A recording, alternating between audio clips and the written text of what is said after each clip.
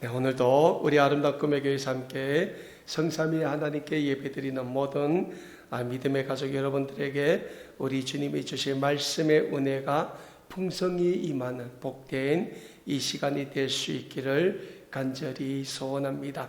사랑하는 여러분, 우리는 지금 지속적으로 신약성경 사도행전의 말씀으로 올 한 해 우리가 이뤄야 하는 영적인 회복과 영적인 성장은 어떤 영적인 회복과 영적인 성장이 되어야 하는가에 대해서 말씀을 통하여 배우고 있습니다. 그 세 번째 시간으로 우리는 오늘 본문 말씀이 신약성경 사도행전 2장 1절에서 13절의 말씀을 중심으로 우리가 살고 있는 현대사회, 개인주의와 인본주의가 우리 기독교를 파괴하고 있는, 또 사회주의 공산주의 이념과의 첨예한 대립 가운데 서 있는 우리에게 그 어느 때보다도 필요한 성령의 강력한 임재하심에 대하여 오늘 본문 말씀인 신약성경 사도행전 2장 1절에서 13절의 말씀을 통하여 함께 배우는 시간을 가지고자 합니다. 우리가 잘 알고 있는 것처럼 이 땅에 2000년 전에 주님의 몸된 교회가 세워지기 시작합니다. 그런데 사도행전의 말씀을 보면 이 땅에 주님의 몸된 교회가 세워지고 주님의 몸된 교회를 통하여 예수 그리스도의 생명의 복음이 오늘까지 전파되기까지는 순탄한 복음의 길만 있었던 것은 아님을 우리는 기독교 역사를 통해 잘 알 수 있게 됩니다. 그 길이 어떻게 보면 기독교 복음이냐, 우상 숭배의 길이냐, 기독교 복음이냐, 사회주의 공산주의의 길이냐를 선택해야 하는 고난의 길이었으며 순교의 길이었으며 한란과 박해가 뒤따랐던 위험한 길이었습니다. 그럼에도 불구하고 우리 기독교 선열들이 초대교회 당시 예수 그리스도의 복음이냐, 로마 황제에 대한 우상 숭배냐라는 선택의 길에서 순교의 길을 걸으면서도 기독교 복음을 지켰던 것은 다름 아닌 성령의 강력한 임재하심이 우리 기독교 선열들의 삶을 주장했고, 성령의 메인 성령의 삶을 우리 기독교 선열들이 살았기 때문에 가능했음을 우리는 기독교 역사를 통하여 또한 사도행전의 말씀을 통하여 잘 알 수 있게 됩니다. 오늘도 마찬가지입니다. 우리가 살고 있는 21세기 현대사회를 우리 함께 살펴보기를 원합니다. 전 세계가 이념 논쟁으로 몸살 앓고 있습니다. 중국을 중심으로 한 사회주의 강대국가, 미국을 중심으로 한 기독교 복음주의 국가와의 치열한 이념 논쟁이 지속적으로 전개되고 있습니다. 다행히도 이번에 미국의 제47대 대통령으로 취임한 도널드 트럼프 대통령은 기독교 복음주의자가 아닙니까? 그래서 도널드 트럼프 대통령이 대통령으로 취임하면서 무엇을 가장 먼저 선포합니까? 미국 국민들에게는 성별은 남성과 여성밖에 없음을 선포하지 않았습니까?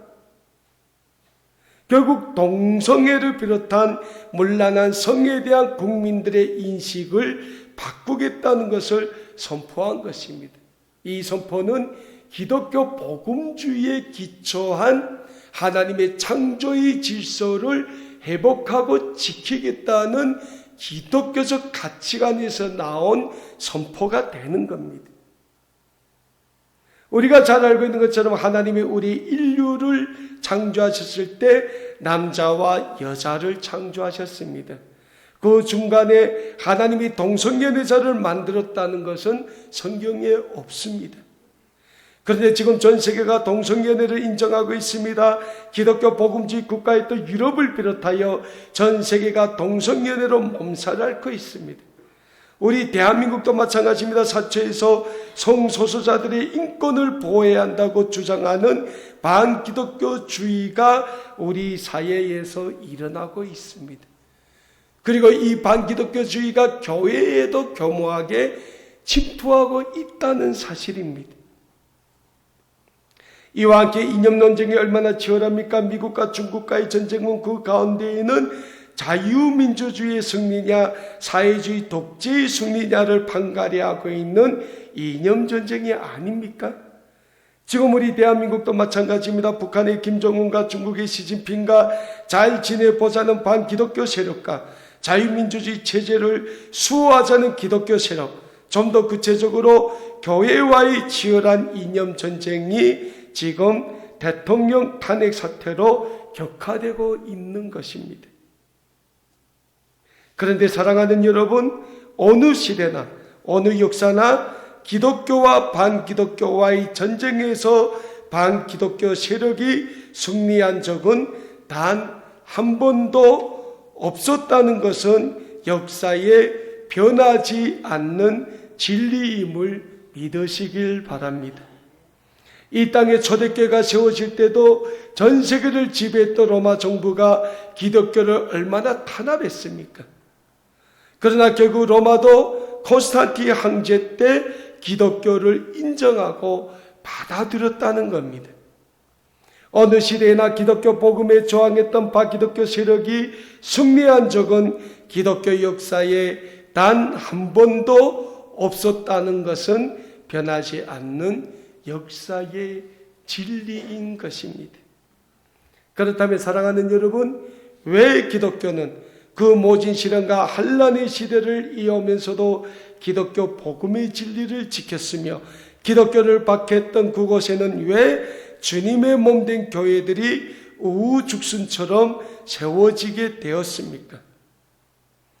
물론 거기에는 많은 이유가 있을 것입니다. 그럼에도 불구하고 그 많은 이유 중에서 가장 중요한 영적인 진리는 성령의 강력한 임재가 다름 아닌 그것에 있었기 때문이라는 영적인 진리입니다. 오늘 우리가 받은 본문 말씀인 신약성경 사도행전 2장 1절에서 13절의 말씀을 보면 오순절에 마가의 다락방에 모여있던 120여 명의 성도들에게 강력한 성령의 임재가 불같이 임했음을 우리에게 증거하고 있습니다. 오늘 본문 말씀이 신약성경 사도행전 2장 1절에서 3절의 말씀에서는 당시의 상황을 이렇게 증거하고 있습니다. 오순절 날이 이미 이름에 그들이 다 같이 한 곳에 모였더니 호련히 하늘로부터 급하고 강한 바람 같은 소리가 있어 그들이 앉은 온 집에 가득하여 마치 불의 혀처럼 갈라지는 것들이 그들에게 보여 각 사람 위에 하나씩 임하여 있더니라고 당시의 상황을 우리에게 증거하고 있습니다. 사랑하는 여러분, 지금 마가의 다락방에 모여 기도하고 있던 120여 명의 성도들에게 오순절날 혼련히 하늘로부터 급하고 강한 성령이 바람과 같이 임했다라고 오늘 본문 말씀에서는 우리에게 말씀하고 있습니다. 자, 그러면 왜 예수님이 약속하신 보혜사 성령의 강력한 임재가 오순절의 마가의 다락방에 임했는가라는 사실이 됩니다. 오늘 본문 말씀에 나오면 오순절이라는 유대인들의 명절이 나옵니다. 이 오순절을 보면 구약시대의 77절이라고도 불리우는 명절 중에 하나입니다. 구약시대에 있어서 77절은 이스라엘 민족이 첫 농사 지은 알곡을 수확하여 그 첫 열매를 하나님께 드리는 이 명절을 77절이다라고 불렀습니다. 그리고 신약시대에 와서 오순절은 예수님이 십자가에 죽으시고 부활하신 후 50일이 되는 날. 그러니까 예수님이 우리 인류의 모든 죄를 지시고 십자가에서 죽으시지 않습니까? 그리고 3일 만에 부활하시죠. 그 예수님의 부활을 시점으로 50일이 되는 날. 그래서 오순절이에요. 50이 있기 때문에. 그리고 이날의 마가의 다락방에 예수님이 약속하신 보혜사 성령을 기다리며 간절히 기도하고 있던 이 120여 명의 성도들에게 성령의 강력한 임재가 하늘로부터 바람같이 강력하게 내렸다라고 오늘 본문 말씀이 사도행전 2장 1절에서 3절에서는 우리에게 증거하고 있다는 겁니다.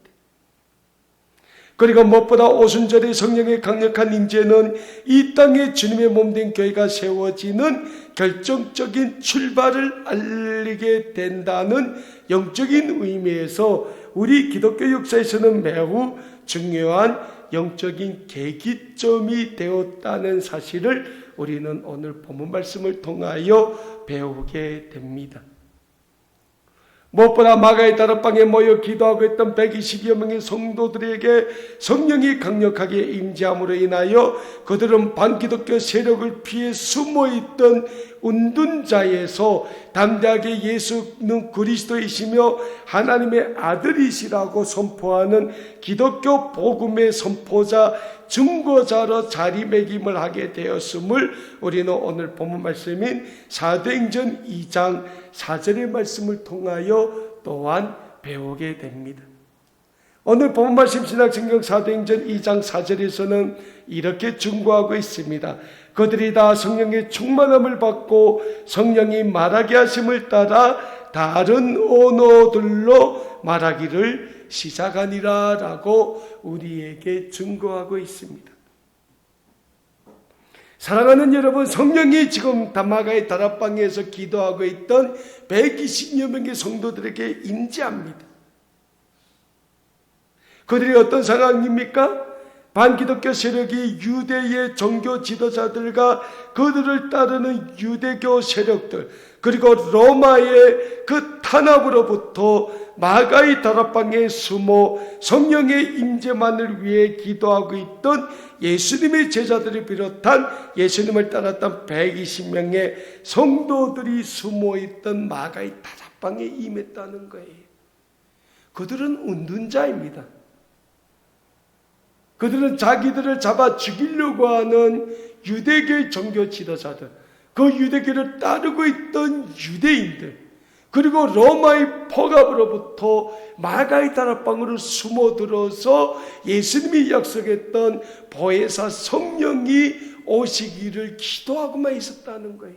왜? 그 보혜사 성령이 와서 자신들을 지켜주고 자신들에게 하나님의 다음 구원의 역사를 가르쳐 줄 것이라고 말씀하신 예수님의 그 약속만을 붙잡고 있었다는 거예요. 왜? 그들이 붙잡을 건 아무것도 없어요. 밖에 나가면 그들은 죽습니다. 그래서 그들이 기어들었던 데가 어디입니까? 마가의 다락방이에요. 운둔자들이에요. 그들은 자신들의 목숨을 보존하기 위해서 그들은 예수님이 약속했던 보혜사 성령이 오기만을 간절히 바랬던 사람들이에요. 그런데 그 마가의 다락방에 성령이 임하기 시작합니다. 얼마나 성령이 강력하게 임했습니까? 성령의 역사는 아주 강력한 성령의 임재로 임하게 됩니다. 그 표현이 바람같이 강력했으며 성령이 임재한 그들의 혀가 불에 타는 것과 같았다고 오늘 본문 말씀 4절에서는 표현하고 있어요. 그리고 마침내 그들은 각 나라의 언어, 오늘 본문 말씀에서는 각 나라의 방언으로 예수 그리스도의 복음을 선포하기 시작했다라고 우리에게 증거하고 있습니다. 그리고 그들이 선포하기 시작한 복음이 얼마나 강력했으면 예루살렘에서 그들이 선포하는 복음을 들은 사람들의 반응을 오늘 본문 말씀인 사도행전 2장 5절에서 11절의 말씀에서는 이렇게 증거하고 있습니다. 그때 경건한 유대인들이 천하 각국으로부터 와서 예루살렘에 머물러 있더니 이 소리가 나매 큰 무리가 모여 각각 자기의 방언으로 제자들이 말하는 것을 듣고 소동하여 다 놀라 신기하게 여겨 이르되 보라, 이 말하는 사람들이 다 갈릴리 사람이 아니냐? 우리가 우리 각 사람이 난 곳 방언으로 듣게 되는 것이 어찌 됨이냐? 우리는 바데인가 메데인가 엘람인가 또 메사보다미아, 유대와 갑바도니아, 본도와 아시아, 부르기아와 밤빌레아, 애국가 및 구레네 가까운 리비아 여러 지방에 사는 사람들과 로마로부터 온 나그네 곧 유대인과 유대계에 들어온 사람들과 그레데인과 아라비아인들이라 우리가 다 우리의 각 언어로 하나님의 큰 일을 말함을 듣는도다 하고 라고 그 마가의 다락방에 성령이 임재한 순간부터 각 나라 언어로 말하기 시작한 120명의 그 성도들의 복음을 들은 예루살렘에 모여있던 사람들의 반응을 기록하고 있습니다. 사랑하는 여러분, 지금 마가의 다락방에서 성령의 임재를 받고 예수 그리스도의 복음을 선포하고 있는 복음의 증거자들은 당시 학식이 풍부해서 한 명이 몇 개 나라 언어를 소유한 사람들이 아니라는 사실이에요. 그들은 가난한 갈릴리 어부들이었습니다. 그들은 당시 그 사이로부터 가장 비천해서 사람 축에 끼워주지 않았던 소외된 계층의 사람들이었습니다. 그러다 보니 그들은 배운 것이 없는 무식한 천민들이었습니다. 그런 그들에게 성령이 강력하게 임하자 그들이 각 나라의 언어로 복음을 선포하기 시작합니다. 그런데 당시 77절을 맞으며 각 나라에서 예루살렘에 모인 사람들이 각기 자기 나라 언어로 복음을 듣게 되는데 거기에 모인 각 나라를 살펴보니까 오늘 본문 말씀에 16개 나라에서 온 유대인들이 그 예루살렘에 모여 있었다는 거예요. 그러니까 적어도 마가의 다락방에서 성령의 강력한 임재를 받은 그 사람들이 나가서 몇 개 나라 언어를 선포합니까? 16개 나라 언어로 예수 그리스도의 복음을 선포하기 시작했다는 거예요.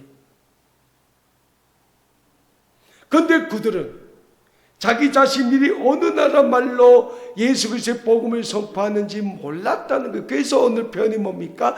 그들이 각 나라 방언으로 선포했다. 방언이 뭡니까? 하나님 나라의 언어로 선포했다는 거예요.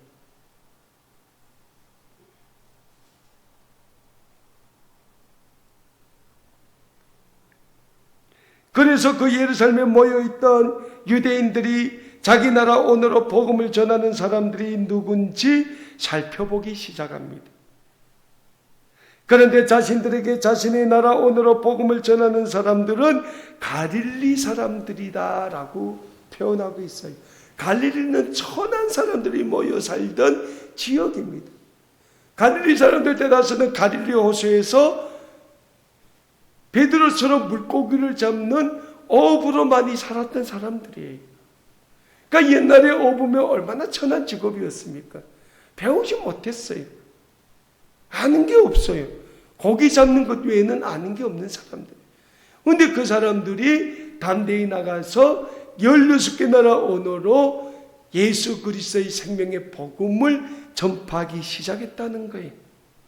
그래서 예루살렘에 모인 유대인들이 외칩니다. 보라, 우리에게 우리의 언어로 말하는 사람들이 갈릴리 사람들이 아니냐. 그러면서 오늘 본문 말씀 12절에서 뭐라고 이야기합니까?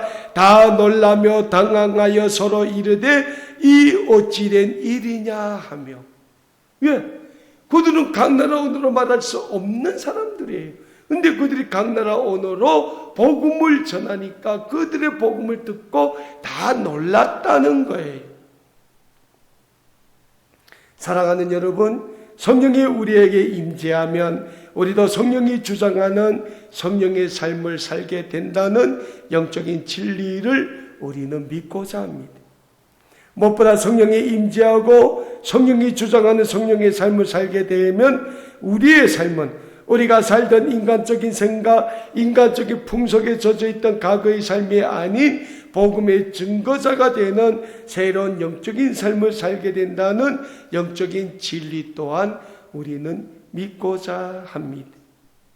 오늘 마가의 다락방에 있던 120여 명의 사람들도 마찬가지입니다. 그들은 어제까지만 해도 자신들을 박해하고 핍박하고서 찾아다니는 반기독교 세력을 피해 있는 운둔자들이었습니다.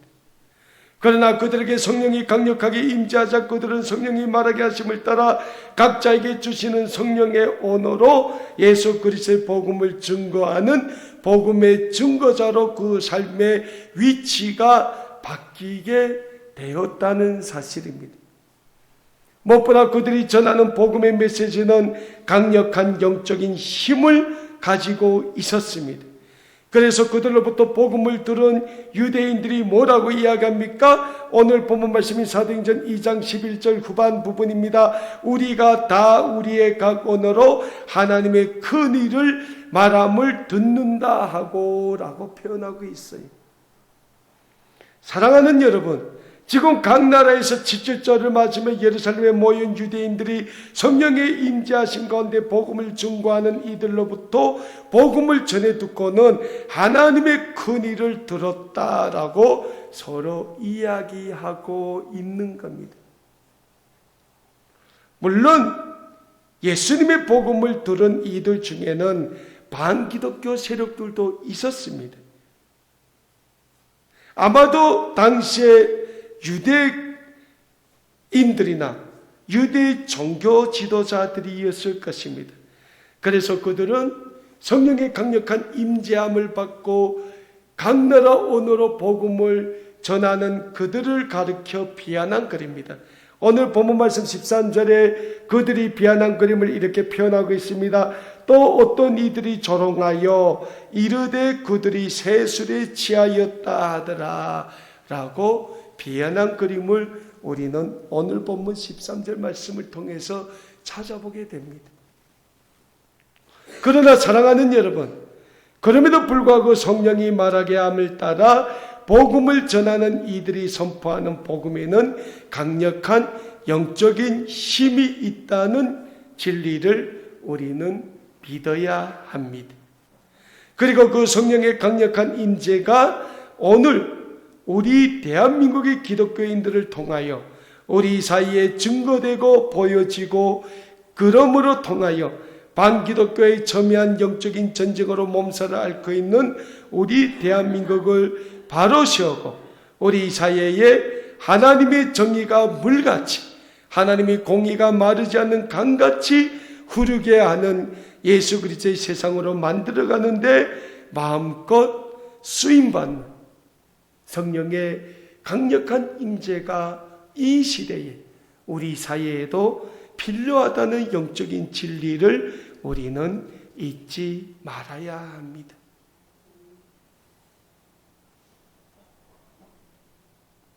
오늘 우리 사회를 보십시오. 얼마나 시끄럽습니까?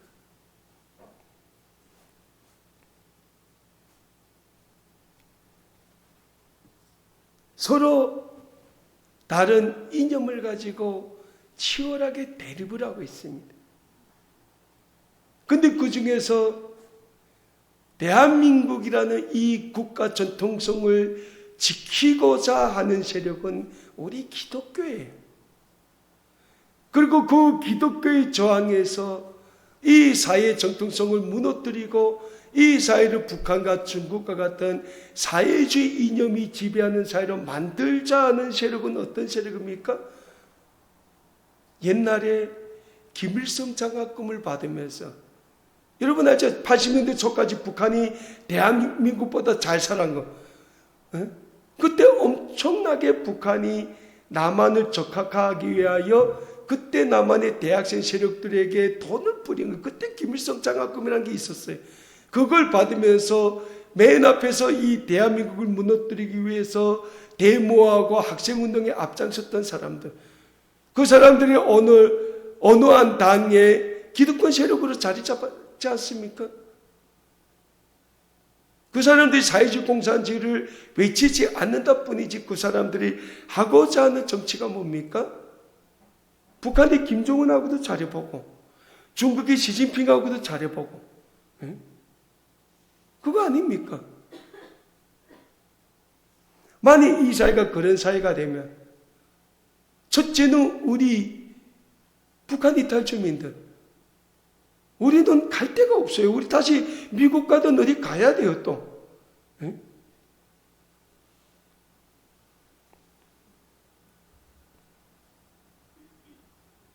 가장 중요한 거는 대한민국의 제재 전통성은 어디서 나옵니까? 하나님의 복음에서 나온다는 거예요. 1945년 8.15 해방된 다음에 1948년 대한민국에서 첫 민주주의 선거를 통해서 첫 이승만 정부가 출범할 때 그 개헌국회 할 때 그 개헌국회가 어떻게 시작됐습니까? 그때 당시 국회 부의장 하던 분이 목사님이에요. 이승만 대통령이 독실한 기독교인이지 않습니까? 부의장 할 때 부의장 아니고 목사님께서 기도를 해 주십시오 해서 기도로 시작된 게 대한민국의 재헌국회의 시작입니다.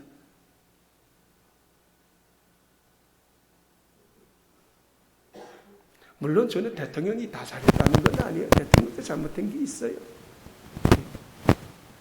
근데 중요한 거는 사람이 어떻게 완벽하겠습니까? 우리 기독교인들도 완벽하지 않아요.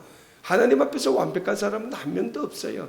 그게 성경이 말하지 않습니까? 의인은 없나니 한 명도 없다. 다만 우리는 하나님의 복음이 가르쳐 주는 대로 살기 위해서 노력하는 사람들이에요. 그 중심에 우리가 예수님을 모시고 살기 때문에 우리를 가리켜 이 세상은 그리스도인이라고 하는 거죠. 그래서 우리는 이 세상에 늘 그리스도의 평화가 임하기를 우리는 소원한다는 거예요. 이념으로 갈등하고 서로 싸우는 사이가 아니라 아모스에서 나오는 말씀처럼 하나님의 정의가 물같이 흐르는 사회, 하나님의 공의가 마르지 않는 강같이 흐르는 대한민국을 우리는 원한다는 거예요. 그리고 그 대한민국을 만들고 그 대한민국이 진행되기 위해서 우리는 기도하고 우리의 믿음의 선열들은 강화문에 나가서 오늘도 기도하며 외치고 있다는 겁니다. 그런데 그 모든 그 삶의 현장에 성경은 무엇이 필요하다고 말씀합니까? 성령의 강력한 임재가 오늘도 필요하다고 성경은 분명히 말씀하고 있다는 거예요. 성령이 우리에게 다시금 강력하게 임재함으로 인하여 우리가 우리의 인간의 기준과 우리의 인간의 생각에 맞춰 복음을 전하는 것이 아니라 성령이 말하게 하심을 따라 예수 그리스도의 생명의 복음을 우리가 전하게 하는 그러한 성령의 메인 사람들이 우리가 되어야 된다는 거예요. 그리고 그런 사람들이 우리 한국교회 안에 차고 넘칠 때 하나님은 우리 한국교회를 통하여 하나님이 선하신 계획을 오늘도 이루어 가시게 된다는 영적인 진리를 우리는 잊지 마시고 우리는 늘 마가의 다락방에서 성령의 인자하심을 강력하게 바라며 기도했던 그 120여 명의 성도들처럼 우리도 다시금 성령의 강력한 임재하심, 기도하는 우리의 삶의 바람같이 불같이 임함으로 인하여 우리의 삶이 운둔자의 삶이 아니라 예수 그리스도의 복음을 담대히 전하는 복음의 증거자의 삶으로 바뀜으로써 어지러운 이 사회를 예수 그리스도의 복음이 넘치는 아름답고 복된 세상으로 하나님의 살림의 평화가 임하는 그러한 평화의 세상으로 만들어가는데 앞장서는 우리 아름다운 꿈에게 모든 믿음의 가족 여러분들 다 되실 수 있기를 우리 주 예수 그리스도의 이름으로 간절히 소원합니다. 그리고 그런 삶을 살 수 있도록 우리 자신이 기도하며 앞장서는 우리 모두가 될 수 있기를 우리 주 예수 그리스도의 이름으로 다시 한번 간절히 축원합니다. 기도하겠습니다.